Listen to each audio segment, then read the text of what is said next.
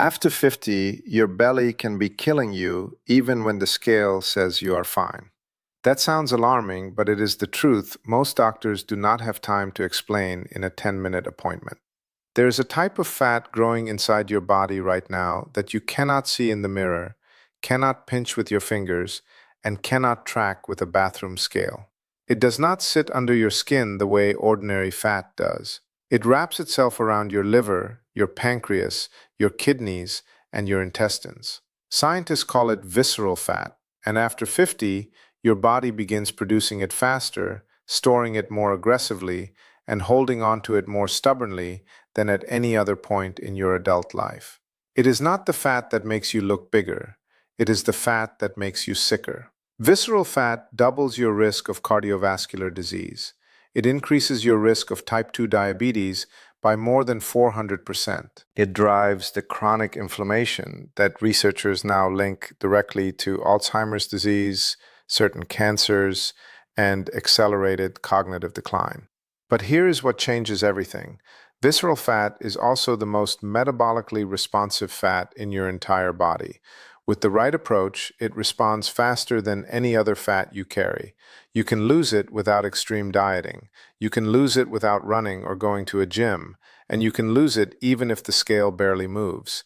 I know this because I tested it on myself over 12 weeks. And by the end of this video, you will know exactly how to do it, step by step. I spent 12 weeks running a specific protocol designed to target visceral fat in people over 50. I am not a bodybuilder. I am not someone who has always been lean. I am a person who, like many people after their 50th birthday, noticed that something had shifted. My weight had not changed dramatically, but my waist had grown softer. My energy had dropped. I was waking up tired even after a full night of sleep. I craved sugar at 3 in the afternoon like clockwork. My blood pressure had crept up to the high end of normal. Those are not random symptoms. Those are the biological fingerprints of visceral fat accumulation. I decided to run a structured test combining 4 evidence-based strategies. I measured my waist circumference at the belly button every Monday morning. I tracked my fasting blood glucose weekly using a home monitor. I did not count calories. I did not buy any supplements. After 12 weeks, my waist dropped from 37 inches to 33.5 inches. My fasting blood glucose came down from 102 to 88. My resting blood pressure dropped from 134/84 to 121/76. My afternoon energy crashes stopped entirely. You can do this too. But first, let me ask you something important. Do you carry extra weight around your midsection that refuses to move no matter what you eat or how much you exercise? Do you feel tired after meals, especially after eating anything starchy or sweet? Do you get that familiar 3 in the afternoon crash where your energy falls off a cliff and you reach for coffee just to function? Has your doctor mentioned that your blood sugar, blood pressure, or triglycerides are trending in the wrong direction? Do you sleep a full 7 or 8 hours and still wake up feeling like you have not rested? Have you lost weight in the past, only to find that your belly stayed exactly the same? If you answered yes to any of those questions, you are not dealing with ordinary excess weight. You are dealing with visceral fat. And the standard advice, eat less, move more, cut out junk food, will not fix it. Not because that advice is wrong, but because it does not address the specific biological mechanisms that cause visceral fat to accumulate and resist removal after 50. Here is what most people are never told about visceral fat. Subcutaneous fat, the fat you can grab and pinch, sits just beneath your skin. It is metabolically quiet. It responds to insulin normally. When you eat and your insulin rises, your subcutaneous fat cells get the signal to stop releasing stored energy and wait. That is a normal, healthy response. Visceral fat does not work that way. Visceral fat is insulin resistant from the very beginning. When you eat a meal, your subcutaneous fat listens to insulin and quiets down. Your visceral fat ignores the signal completely. It keeps releasing free fatty acids directly into the portal vein, the blood vessel that drains straight into your liver. Your liver receives this constant flood of fatty acids and does 2 damaging things in response. First, It begins converting those fatty acids into triglycerides and storing them internally, making the liver itself increasingly fatty. Second, it stops responding properly to insulin, which means your blood sugar stays elevated longer after every meal, which triggers your pancreas to release even more insulin, which signals your body to store even more fat, preferentially in the belly. This is the visceral fat cycle. It feeds itself. The more you have, the harder your body works to create more of it. A study from the Mayo Clinic followed more than 15,000 people over 15 years. Those with high visceral fat had double the risk of early death compared to those with low visceral fat, regardless of their overall body weight. Another study from the American Cancer Society found that people with high visceral fat had a 44% higher risk of developing cancer, including breast, colon, and pancreatic cancer. But here's the most important part. You can have dangerous levels of visceral fat and look completely normal. A condition called metabolically obese normal weight affects millions of adults over 50. These people have a healthy BMI and dangerous levels of organ fat. They are not protected simply because they are thin. Understanding this is not discouraging, it is liberating, because once you know what is actually driving the accumulation, you can target it precisely. So what actually works? Let me walk you through the 4 interventions I tested on myself and that the research consistently supports for visceral fat reduction in people over 50. Intervention number 1 is early time restricted eating. When you eat matters more than almost anything else for visceral fat, not because of calories, but because of your circadian biology. Your body runs on a 24-hour internal clock that governs insulin sensitivity, cortisol rhythms, and fat storage patterns. In the morning and early afternoon, your insulin sensitivity is high. Your cells are efficient at absorbing glucose and using it for energy. In the evening and at night, that insulin sensitivity drops significantly. Dr. Sachin Panda's research at the Salk Institute followed adults who ate within a 10-hour window earlier in the day, finishing their last meal by 6 or 7 in the evening. After 12 weeks, participants showed significant reductions in visceral fat, independent of any change in caloric intake. Blood pressure dropped, triglycerides improved, fasting blood glucose declined. The window I tested was eating between 8 in the morning and 6 in the evening. Nothing after 6 p.m. except water. If that feels too restrictive to start, try 8 in the morning to 7 in the evening. The critical piece is not the exact start time. The critical piece is stopping early and stopping consistently. Within 2 weeks of implementing this change alone, I noticed I was sleeping more deeply. Within a month, my waist measurements began to drop. Intervention number 2 is low-intensity fasted morning movement. After 50, your body's ability to mobilize visceral fat during exercise depends heavily on the hormonal environment you create before you move. When you wake up after 7 or 8 hours without food, your insulin is at its lowest point of the day. Your liver glycogen is partially depleted. Your body is already in a mild fat-burning state. If you add gentle movement in that state before eating anything, you shift that fat burning predominantly toward visceral stores. A study from the Journal of Applied Physiology found that exercising in a fasted state increased fat oxidation by 20 to 30% compared to exercising after a meal. And the fat that was mobilized came disproportionately from visceral depots rather than subcutaneous ones. My protocol required nothing but a pair of shoes. 20 minutes of brisk walking within 30 minutes of waking, before eating or drinking anything other than water or black coffee. No gym, no equipment. I did this 5 days per week. The intensity matters here. The goal is not exhaustion. At lower intensities, your body relies more heavily on fat for fuel, including visceral fat. If you are breathing so hard you cannot speak in short sentences, slow down. If you are new to any exercise or have joint concerns, start with 10 minutes of gentle walking and build from there. Intervention number 3 is strategic protein timing. After 50, your muscles become less responsive to dietary protein through a process scientists call anabolic resistance. You need more protein distributed more deliberately throughout your day to maintain the muscle mass that keeps your metabolism high and your body capable of burning visceral fat effectively. High protein meals also produce the lowest insulin response of any macronutrient. They keep you full longer, they reduce cravings, and they protect lean muscle during the fat loss process, which matters enormously after 50 because losing muscle while losing fat is one of the primary reasons people regain visceral fat within months of losing it. My approach was to anchor every meal with at least 25 to 30 grams of complete protein. Breakfast was eggs with Greek yogurt. Lunch was fish or chicken with vegetables.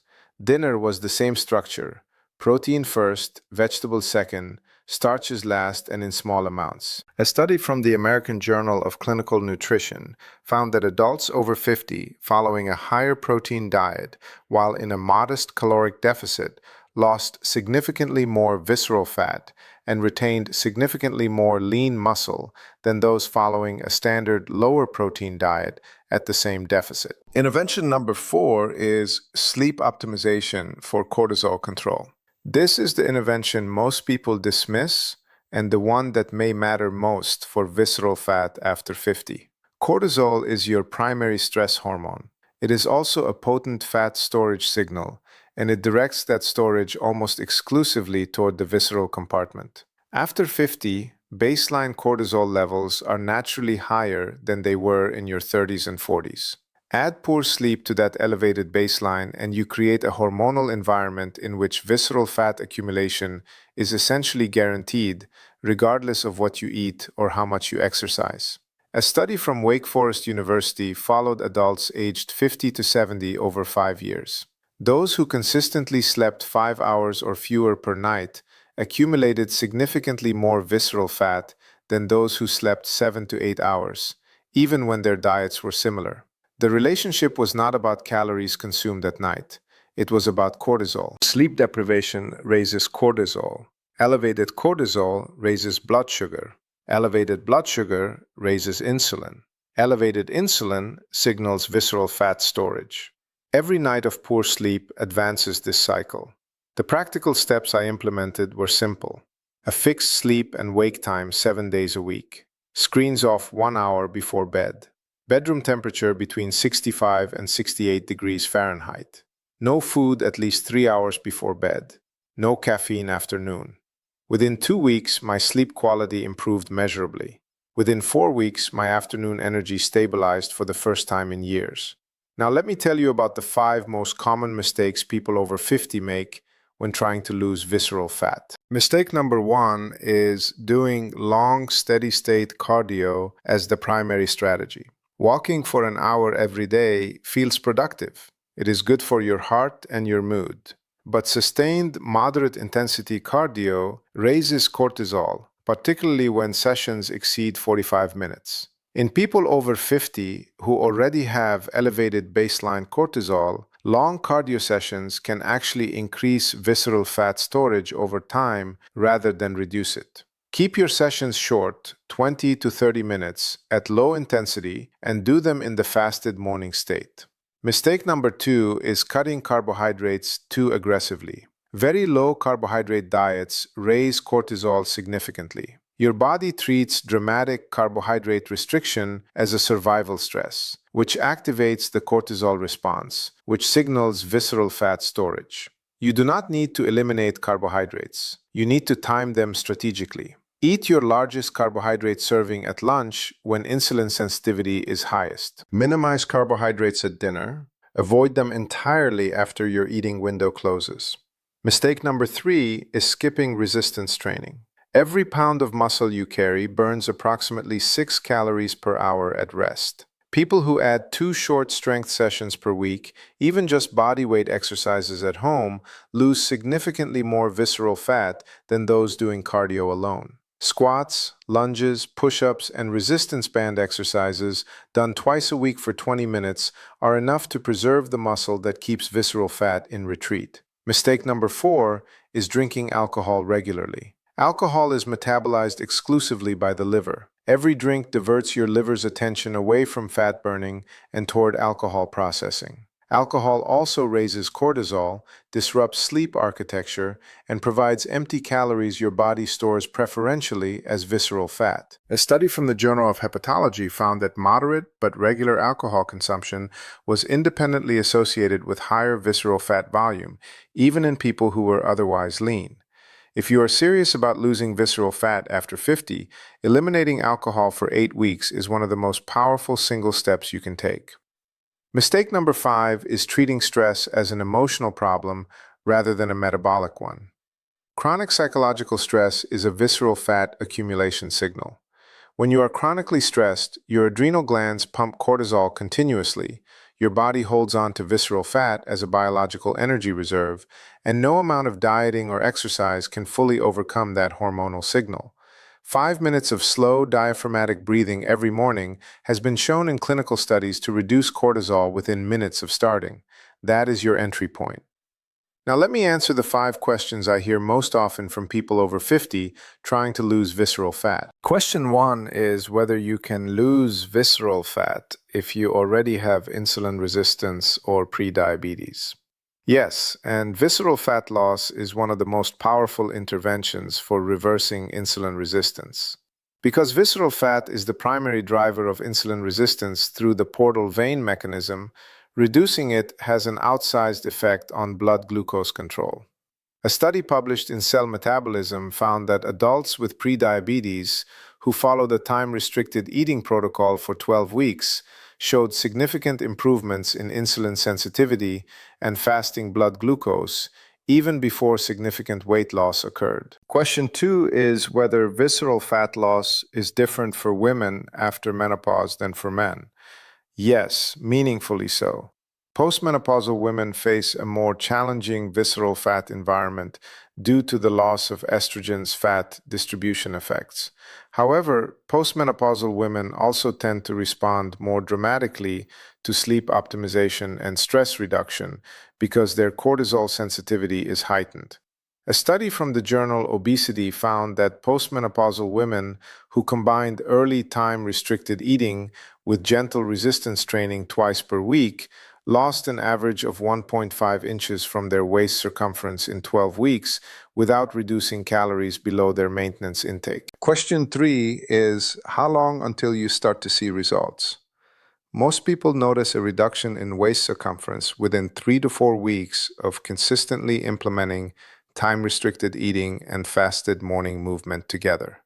Significant measurable reductions in visceral fat take 8 to 12 weeks.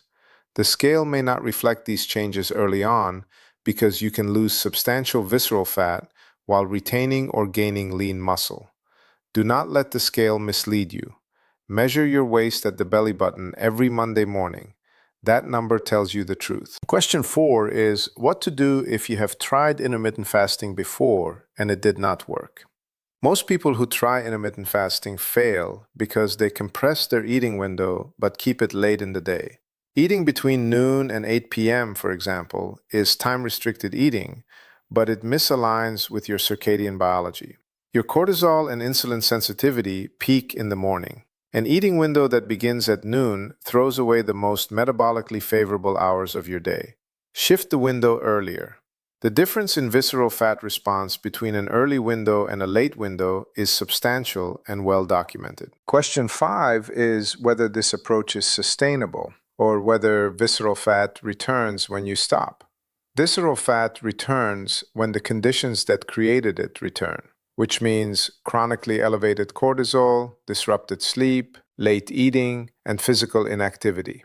The interventions described here are not a temporary diet. They are a permanent recalibration of the 4 variables visceral fat responds to. Many people find that after 12 weeks, the changes feel completely natural. The eating window becomes habit. The morning walk becomes a ritual.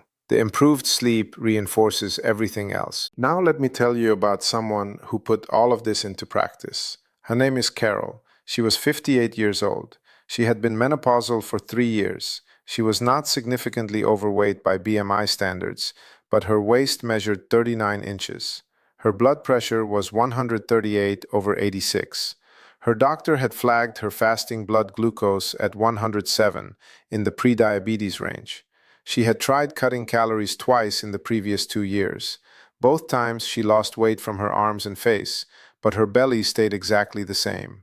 She described it as feeling like her body was betraying her. She was sleeping poorly, waking at 3 in the morning most nights and lying there for 1 to 2 hours. She was under significant work and family stress that felt permanent.